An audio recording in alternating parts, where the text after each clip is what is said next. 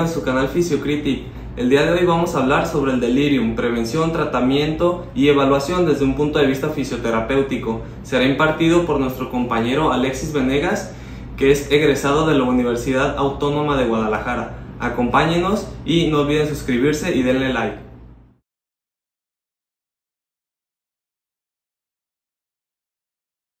¿Qué tal, Alexis? ¿Cómo estás? Bienvenido a tu canal Fisiocritic. Hola, Miguel, muchas gracias. ¿Cómo has estado? Pues mira, aguantando el calorcito, pero echándole. Eso. Pues qué bueno que estés aquí con nosotros y pues vamos a darle, platícanos acerca del delirio, que es algo que hemos visto que nos retrasa bastante durante la fisioterapia y a su estancia hospitalaria del paciente. Platícanos. Sí, claro, bueno, el delirio hay que entenderlo como un estado de conciencia alterado, y para poder entender esto, pues es necesario primero saber qué es la conciencia.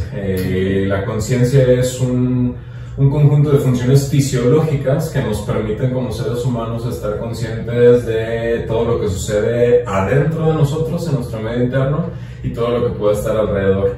El delirio entonces es cuando esta sensación o sentido de alerta de nosotros y nuestro medio ambiente puede verse alterado con cuestiones o síntomas como sueño, o como alucinaciones, o como un cambio de emociones muy súbito, de estar feliz a estar enojado o a estar triste en cuestión de segundos. El delirio sería esta alteración en estas funciones. ¿Esa sería una definición del delirio? Sí, una alteración en el estado de conciencia que después se puede clasificar según los síntomas que presente el paciente. Ok, perfecto. Entonces, estos síntomas permiten que el delirio se clasifique en un delirio hiperactivo o un delirio hipoactivo. Que el hiperactivo es donde vemos al paciente agitado, inquieto, o que presenta esta labilidad emocional que decimos de estar triste, de estar contento. O puede ser un delirio hipoactivo donde el paciente se encuentra letárgico, con una reacción ante el estímulo externo o interno disminuida, o con alucinaciones. Okay. Pero, por ejemplo, en el ambiente crítico, que es donde trabajamos todos nosotros, vemos que hay más bien una prevalencia de un delirio clasificado como mixto. Es decir, que los pacientes pueden presentar síntomas tanto del delirio clasificado como hiperactivo, y también presentan síntomas del hipoactivo. Y es importante porque pues, el delirio puede presentarse hasta en más del 80% de los pacientes críticos ingresados en la unidad de cuidado intensivo. Okay. ¿Y eso a qué viene asociado? Bueno, el delirio puede estar asociado a la ventilación mecánica prolongada, a la sedación y analgesia también prolongada, o a una sedación muy profunda, y a factores también modificables y no modificables, como pudieran ser la edad, o el uso o el abuso de drogas, o alguna otra toxicomanía. El nivel cultural y educativo también influye mucho, pero son factores que no podemos nosotros controlar dentro del ámbito hospitalario. Ok, mencionaste lo de sobresedación, muy sedados. Sí. Eso, ¿cómo lo pudiéramos ir evaluando? Bueno, para poder hacer una valoración de delirio como tal, necesitamos saber cuál es el estado de alerta de ese paciente, y cuál es el grado de sedación que pudiera tener. Entonces, para poder valorar este delirio, nos vamos a apoyar en la escala de agitación de Richmond, o que por sus siglas en inglés es la escala de RASS, que nos permite valorar el nivel de sedación. Y esta escala, pues recordando rápido, va desde un -5, que me indica que el paciente está completamente sedado, en una sedación muy profunda donde no tiene estímulo de respuesta a cualquier cosa, y que puede llegar hasta un número positivo de 4, que este 4 nos indica que el paciente está combativo. Para poder valorar delirio necesitamos una calificación mínimo de RASS -3. Entonces, de -3 hacia números positivos de 4 es lo suficiente, porque me indica que el paciente está reaccionando ante estímulos verbales. Me escucha y reacciona, sea que abra los ojos, sea que se mueve, pero hay una respuesta del paciente al escucharnos hablar. Ok, ¿sí? ¿Qué otra escala nos pudiera ayudar? Bueno, esta de RASS es para la sedación, y mencionaba también para el estado de alerta y conciencia. Dependiendo del tipo de paciente, podemos apoyarnos en otras dos escalas. Pudiera ser la escala de coma de Glasgow para un paciente de trauma craneoencefálico específicamente, o de algún componente neurológico, o podemos utilizar la escala que sea de Quo de la Glasgow para el paciente crítico, que es la Four Scale. Que cualquiera de estas dos escalas me puede ayudar a determinar cuál es el grado de conciencia y de alerta de un paciente. y pues dependiendo de cuál escala de las dos utilices, tenemos un puntaje mínimo también para definir si podemos o no valorar el delirio con un paciente. Ok, ese puntaje mínimo no lo vas a... Sí, lo que hay que entender, porque las dos escalas son muy diferentes, pero en las dos escalas Glasgow o en la escala Fowler, lo que necesitamos es que dentro de sus puntajes nuestro paciente sea responsivo, que tenga una respuesta ante cualquier estímulo externo, pero que sea escuchado. ¿Sí? Y que también cualquiera de las dos escalas me permita clasificar a mi paciente con que puede hacer algún movimiento ante una orden. Si mi paciente no me escucha o si mi paciente no puede seguir comandos verbales para moverse, la escala de Glasgow o la escala de Ford nos da sus puntajes, no podríamos valorar el delirio. Ok, ¿y hay algún esquema que tú digas, sabes que hay que seguir estos pasos, ver el 1, 2, 3, 4, 5, no sé, para determinar o no sé, calificar el delirio? Sí, claro. Según las normas internacionales, lo primero que hay que hacer es determinar el estado de sedación con la escala de RASS que comentábamos. Si fuera necesario, mi segundo paso entonces es valorar escala de Glasgow o escala de Fowler, y ya para entrar a... Si tenemos los criterios que mencionábamos antes listos, entonces para valorar el delirio vamos a usar una herramienta que es la CAM-IQ. Esta escala CAM-IQ es una escala validada ya de forma internacional y esta cuenta con 4 criterios que nos van a indicar si mi paciente está positivo a delirio o negativo a delirio. Y podemos explicar esa escala como... Ok, claro que sí, vamos a ponerla en la imagen y nos la vas describiendo poco a poco, por favor, muy bien. maestro.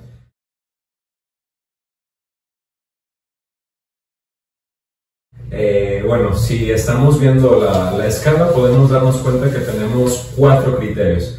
Para poder determinar una escala positiva de CAM-IQ, donde nos indica que el paciente se encuentra con delirio, vamos a analizar primero el criterio que dice Glasgow del estado mental en las últimas 24 horas. Este primer apartado se refiere a que tenemos que hacer una valoración del estado de alerta y conciencia, lo que hemos platicado, y si mi paciente el día de hoy se encuentra con un estado consciente distinto a su estado basal, es decir, a como él es normalmente, o distinto a como se encontraba el día de ayer, esta ya es una respuesta positiva, que sí ha habido un cambio agudo en el estado mental en las últimas 24 horas. Si mi paciente el día de hoy lo encuentro, entre comillas, normal, sí, entonces pues aquí me da un criterio negativo, que vemos que pues si hay, mi respuesta es no, en el cambio agudo del estado mental en las últimas 24 horas tengo un resultado negativo, no hay delirio. Pero en cambio, en el paciente crítico que está despertando una sedación, pues seguramente sí va a haber un cambio en el estado mental, entonces ahí tengo mi primer criterio positivo. Si tengo este cambio en el estado de alerta y conciencia, entonces me paso al segundo criterio, que es el criterio que valora la inatención del paciente. Y para este criterio utilizamos la prueba de Casablanca, donde la prueba de Casablanca le pido al paciente que, agarrándonos de la mano, le doy la indicación que le voy a deletrear una palabra y que cada vez que escuche la letra A, tiene que apretar mi mano.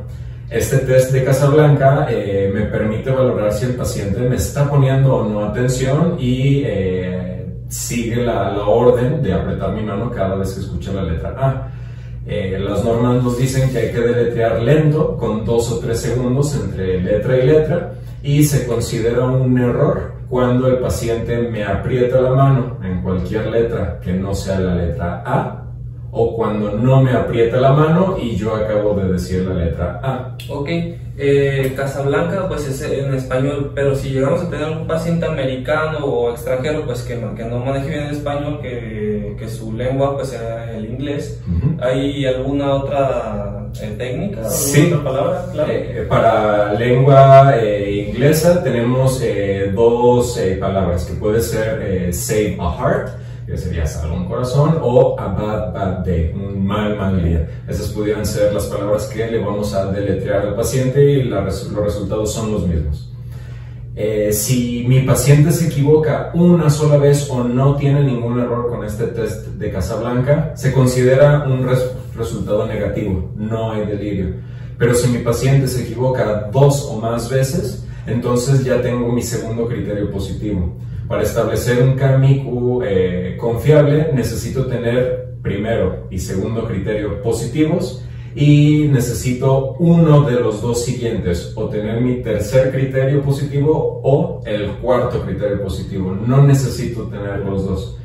El tercer criterio me habla del nivel de conciencia actual, y para determinar este nivel de conciencia actual necesitamos recordar la escala de RASS, que es la escala de sedación, donde este tercer nivel de conciencia me va a indicar si RASS es distinto a 0, es decir, -3, -2, -1 o números positivos del 1 al 4, ese es un resultado positivo. Mi paciente el día de hoy se encuentra con delirio.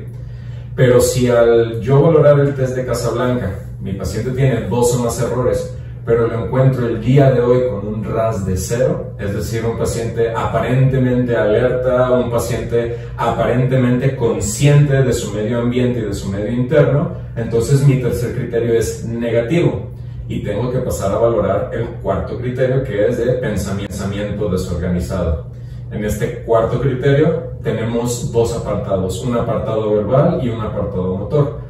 Primero, el apartado verbal es hacerle al paciente 4 preguntas que para uno que se encuentra consciente pues son preguntas muy lógicas, y tenemos unos ejemplos que nos recomiendan como las piedras flotan en el agua, hay peces viviendo en el mar, pesa 1 kilo más que 2 kilos o puedo clavar un clavo con un martillo. Estas respuestas son cerradas, es decir, sí o no.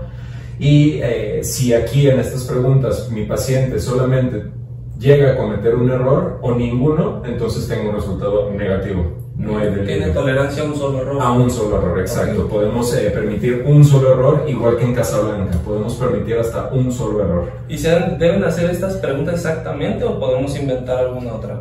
No, estas son las 4 preguntas que son como el primer conjunto de preguntas, pero las normas oficiales nos ofrecen hasta, si mal no recuerdo, 6 o 8 preguntas además de estas 4 que podemos intercalar con cada paciente. Si mi paciente presentara 2 o más respuestas incorrectas, entonces ya con ese mismo apartado verbal considero un resultado positivo. Pero en el caso, Miguel, que nuestro paciente nos conteste las 4 preguntas bien o que tenga un solo error, pero veo que tiene síntomas de delirio, entonces tengo que pasar a la parte de ordenar un movimiento. Y en este apartado yo le voy a mostrar con mi mano 2 dedos arriba y le pido al paciente, por favor levante 2 dedos de una mano, y está viendo yo cómo lo hago. Si el paciente logra hacerlo, no se considera error. Si el paciente no me hace caso o no levanta 2 dedos, levanta más, levanta menos, eso es considerado un error.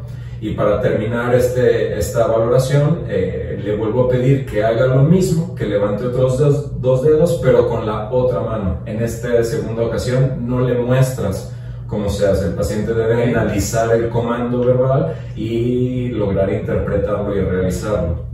Si por alguna razón tu paciente no puede mover las 2 manos, en vez de pedirle que levante los 2 dedos de la otra mano, se le pide que levante un dedo más en la mano que lo hizo primero, pero nuevamente sin mostrarle cómo. Y con esto podríamos determinar entonces si tengo un KMICU positivo o un KMICU negativo para determinar si mi paciente está en delirio. Ok, y bueno, y como prevención, tratamiento, ¿qué nos marcan las normas? ¿Qué podemos hacer? Bueno, las normas nos marcan... Una vez que ya detectamos que tiene delirio, obviamente, ¿no? Más que... una cosa es la prevención y el tratamiento, y otra cosa sería ya el abordaje a una persona con delirio. Y las normas internacionales nos dan herramientas para las dos cosas, para tratar de prevenirlo, o si ya está instalado, para tratar de tratarlo como tal, ¿no? La prevención nos utilizan una nomenclatura en inglés, A, B, C, D, E, F, que en español corresponderían a detección y prevención de dolor. ¿Sí? Hay que evitar dolor lo posible en el paciente crítico. Hacer pruebas de ventilación y despertar espontáneo. El paciente debe de poder salir de esa sedación, de esa analgesia, y poder hacer respiraciones espontáneas para tratar de prevenir el delirio. Necesito una selección de analgesia y de sedación adecuada para ese paciente. Necesito como tal estar haciendo una valoración de delirio y para eso tenemos las escalas que ya platicamos. Necesitamos empezar con una movilización y ejercicio temprana u oportuna. Y por último, un involucramiento y un empoderamiento de la familia. Estos serían los apartados según la nomenclatura en inglés de A, B, C, D, F. Okay. Y esto es para tratar de prevenir y detectar delirio. Ok, perfecto. Bueno, pues una vez que nos das ya esta teoría, pues nos facilitas más la práctica. ¿Qué te parece si vamos a ver un paciente y le aplicamos el test de Casablanca? Claro, vamos a ver cómo responde el paciente. Va, muy bien. Bueno, pues acompáñenos. Señor Benjamín, le voy a decir unas letras. Cada vez que escuche la letra A, quiero que apriete mi mano. ¿Está listo? Vamos a empezar. C, A, S, A, B, L, A, N, C, A. Muy bien.